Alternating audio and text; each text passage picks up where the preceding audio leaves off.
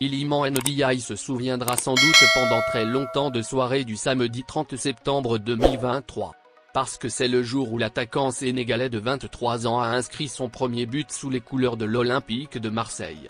Aussi, parce qu'il a délivré une jolie passe décisive, récompensant une très bonne première mi-temps de sa part, qui a eu le mérite de prouver son potentiel au public marseillais.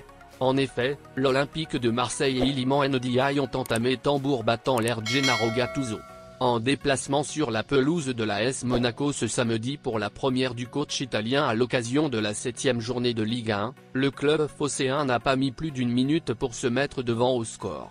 Et ce, grâce à son attaquant sénégalais.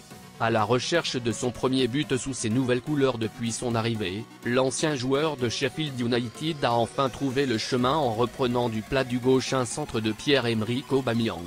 Mais l'Olympique de Marseille n'aura pas mené très longtemps puisque la SM a égalisé grâce à un but de Magnac Liouche à la 8e minute. Au sifflet final, c'est l'AS Monaco qui s'est imposé 3-2. Avec ce succès, l'AS Monaco prend provisoirement les commandes de Ligue 1. L'OM reste 8e. Henri Saiven n'arrête plus de porter le Pau FC plus haut dans l'antichambre du football français. Auteur d'un magnifique doublé lors de la large victoire, 4-1, face à Bastia en début de semaine, le milieu de terrain et capitaine du club palois a encore trouvé le chemin des filets, ce samedi à l'occasion de la 9e journée de Ligue 2.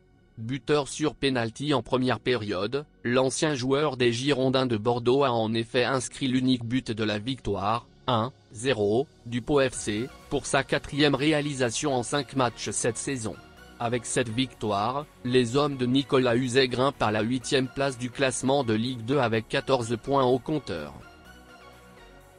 Au terme d'une rencontre pleine de rebondissements, Tottenham s'est imposé 2-1, lors du choc de la 7e journée de Premier League, face à Liverpool, ce samedi 20 septembre. Devant au score après un peu plus d'une demi-heure, les Spurs ont été rejoints à la marque juste avant la pause et ont failli ne pas profiter de leur avantage de 2 joueurs de plus.